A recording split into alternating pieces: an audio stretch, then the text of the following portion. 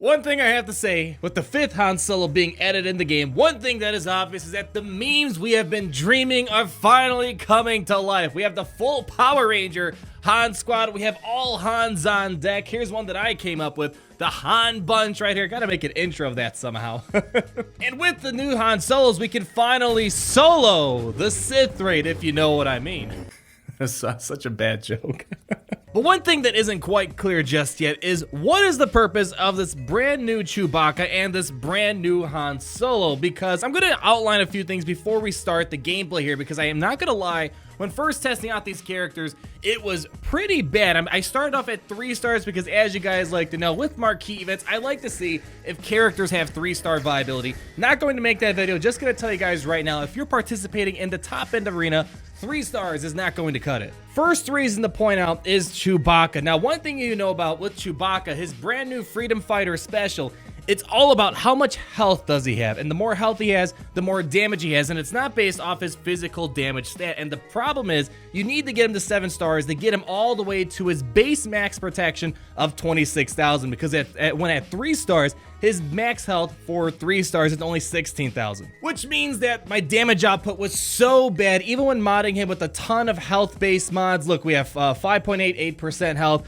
5.88% health. We got at least 1 health mod set. We got more health, yada, yada, yada, and still his damage up was really bad. So not much 3-star viability. So I have to say, if you want to make these guys really work in Arena, probably recommend it to get him at 7 stars. The other problem that we're having, we'll get to the gameplay in a moment, but the other problem we're having is I think we don't have a good scoundrel leader right now. Really, the only thing I'm finding out that kind of works in Arena, as well as my fellow video makers and other content creators, is it seems like Rex lead is really the only good option. And it's mainly because since scoundrels don't have a good leader, they don't really have any other tags. Captain Rex, as we talked about, is the best free-to-play, just generic trash bin leadership that just works with everyone. So we're gonna start the battle off. Obviously, we're gonna start up with Emperor Palpatine. He's what's the king right now, and it's gonna be pretty bad. This isn't going to work that well. I've tested this out many times with others. It's not gonna work that well up against the Palpatine, Vader, Scion, Nihilus, and let's not even mention Traya just yet. But it does sometimes work up against teams like Jedi Training Rey. Let's see if we can get our tenacity up here. All right, what I'm gonna try to do, let's see if we can stun their Scion to prevent him getting his buff removal right here. Of course not. Now, one thing we got to work on is making sure we get Han prepared, because as I said in my previous video, we got 2 Hans. We have a non-prepared Han and we have a prepared Han. But the problem is with Emperor Palpatine, usually they are very quick and it's hard to get prepared. So what I'm just going to do is probably, let's go and give us this right here. We get Retribution, all that stuff. And the problem is, though, their Scion's going to rip it off here. But at least we're increasing our base speed right here. All right, we got a couple things. Now, the problem is I don't quite want to use this ability, Freedom Fighter, until we get prepared, because when we're prepared, he gets double damage for this attack, and he recovers health as well. The problem is we don't have protection we don't have prepared just yet, but we're going to start it off without prepared, so you kind of have an idea what it's like before you get prepared. So let's do this. So without prepared, that was pretty bad damage. So there's kind of like this puzzle you got to keep in mind when using this team with Han and both young Han and Vandor Chewbacca. Let's see, we might be able to take out their Palpatine, I think. Oh, we might be able to finish it off. There we go. All right, so we got Emperor Palpatine out right there. But the rest of the battle, it's going to be quite a nightmare to beat, as the name of the team kind of describes. But the reason why I'm thinking this team is missing something, because let's just be honest, we just got these brand new characters that are promoting the Solo movie, but the problem is we have another week until the Solo movie comes out, and I feel like they are missing something. This prepared buff kind of reminds me of how the contract mechanism works for the bounty hunters. It's very unique to them. So what I'm predicting is we might get some more characters in relation to the Solo movie. For example, young Lando. We also have some of the, I don't know all the characters just yet. As I said, I haven't really watched the trailers for the movie, but we have some opportunities to get some more characters. And I think that is what we're missing. We're missing kind of the full squad that pulls off the heist in that movie. So I think I think we can kind of say for certain that there's got to be some more characters that come out with this movie. Not sure how many, but I feel like at the minimum, there's got to be at least a scoundrel leader that comes out of this, because that is something that's missing with these 2 characters. They seem out of place in the game. for the most part. And I don't think this battle is gonna go anywhere safe. So I'm just gonna go probably fast forward this. If something happens, I'll show you guys. But if not, we'll move on to Jedi Training Rey, which has a little bit more success. So we went ahead and switched out Emperor Palpatine and we tossed in Jedi Training Rey. Still a very solid team. Obviously not as popular as Papa Palpatine reigning supreme in Arena, but me and the others have gotten this to kind of beat Jedi Training Rey and the others a couple of times. It's not perfect by any means of the imagination, because Captain Rex, the teams that work best are teams with, let's say, for example, Talzin, Wampa, Kylo Ren Unmasked. Those are the teams, those characters that work best with Captain Rex here. Let's go grant everyone tenacity up. And let's see, Chewbacca. So we don't want to use Freedom Fighter just yet. Let's go and get advantage. There we go. Let's start granting some buffs to everyone right here. Get another big hit on here. I mean, Captain Rex, he just kind of, if you don't have the meta team, you can just put a bunch of random characters under him, and he works well because of the tenacity, as well as the turn meter gain and all that lovely stuff. Let's do this. We're going to call everyone to assist. And Han got prepared right there because of the fact that Kenobi was under 50% turn meter. So there are ways to kind of artificially give Han his prepared early without having to wait for his turn. So what I want to do right now is I'm going to swap prepared with our Chewbacca, because he really benefits greatly from having prepared on him. And the good thing about it too is prepared can't be dispelled by Jedi Training Rey, because it's not a buff, it's just a status effect. Let's see if we can land a stun. Awesome, get a couple of hits. There we go. Couple big hits right there.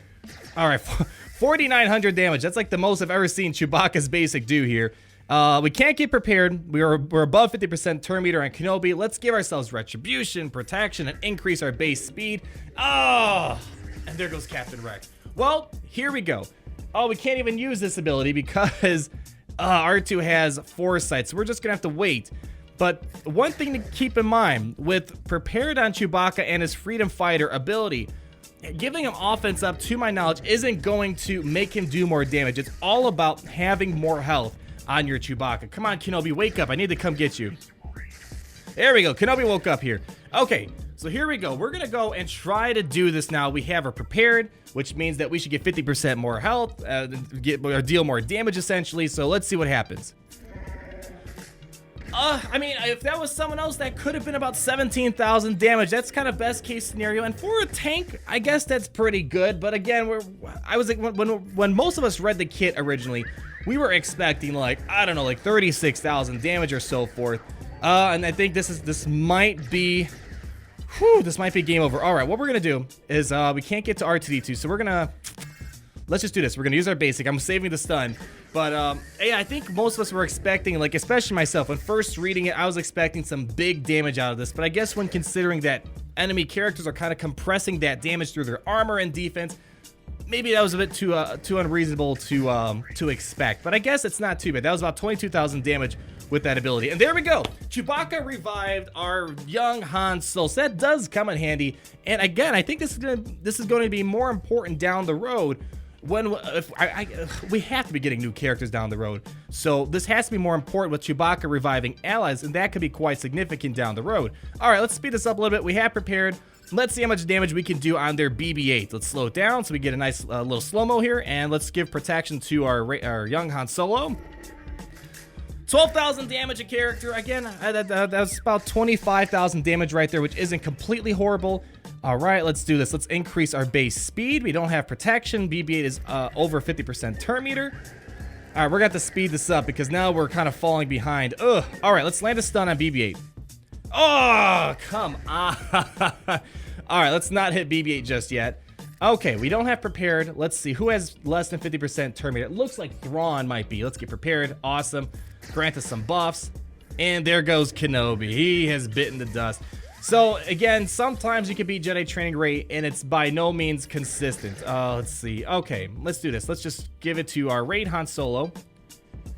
All right. And they had another Illuminate Destiny. So, again, I don't think this is what they are designed for, but this is right now the best thing that we can come up with, it seems like, before we see more characters from this new movie. All right, let's do this. Let's just give health to Han Solo. 16,000. So that was best case. That was like one of our best things we saw. 16,000 and 17,000, which is decent damage.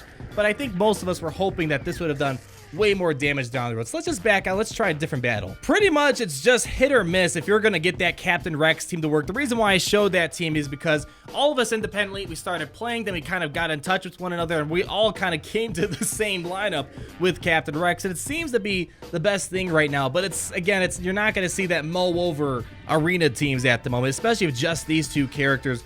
So let's just stun their Han Solo. But the reason why we're trying Boba Fett right now is mainly because we don't have a good scoundrel leader. We really only have Lando as the true scoundrel leader right now. So this extra damage output from Boba Fett might help. No one under 50% turn meter. I could go for him, but that's probably a bit of suicide.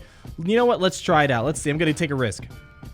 All right, cool. Let's stun. Didn't get the stun on him. But see, that basic damage just looks so low. We only got 3,000 on that basic. Let's apply an ability block to R2-D2 so no one hides. Okay, we got Han Solo to assist because Boba Fett is a scoundrel, so there is a little bit of synergy between Han Solo and Boba Fett. Let's see if we can maybe juice up the damage output right now. Okay, got a nice assist here. Yeah, especially when Han has prepared and you have a couple scoundrel allies, definitely direct your attention to the character you want to have him assist. Let's see if we can get an assist. No assist here. Let's see if we can maybe take out Commander Luke Skywalker. Let's see what happens. There we go. All right, let's transfer our prepared over to Chewbacca. There we go, 15,000. That was all right. That was some decent damage. I mean, it's not nowhere near to like Raid Han where you could do like 30,000, but it's something.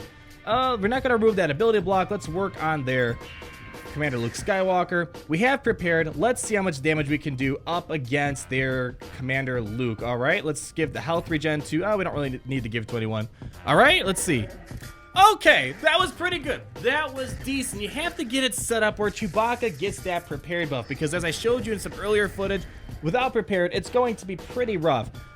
Anyone under 50% turn meter? It looks like he's under 50%. There we go. I'm just trying to keep that ability block on R2-D2 as long as possible. Now we got to cleanse. There we go. 7,000 on a basic, a bit better. Finish him off. Come on. There we go. Beautiful. Juice up the damage output. So, again, this isn't a meta team we're going up against, although this Wedge team we just went up against can beat Darth Trey, which is kind of interesting to point out. But there just has to be something missing. The movie hasn't even come out, and we got characters. It's kind of like, oh, that was good. Very good, Boba Fett. That was very nice. It's kind of like The Last Jedi. We got Kylo Ren unmasked and the First Order Special Forces TIE Pilot about 2 weeks before the movie, and then afterwards we saw a couple of new characters. So if this movie's anything like Rogue One, for example, I expect at a minimum 4 to 5 brand new characters. Some characters to make a good scoundrel faction, and then maybe, let's say, an Imperial Trooper, because there are a couple new troopers from that movie. Overall, I would say if you're looking to buy these characters, I would just say wait, let's see what happens with the movie, and then see what comes out of that movie for Star Wars Galaxy of Heroes, and then maybe it'll all start making sense. Right now, I just don't think there's much to go with these two brand new characters in Arena, but if you are really excited about them, Captain Rex seems to be one of the better things to go up against the meta. But as always, thank you guys so much for watching, and if you did enjoy this video, go ahead, leave me a like, comment down below. Let's talk about what's going on and what maybe we can expect in the future, and subscribe so you're not missing a thing. And as always,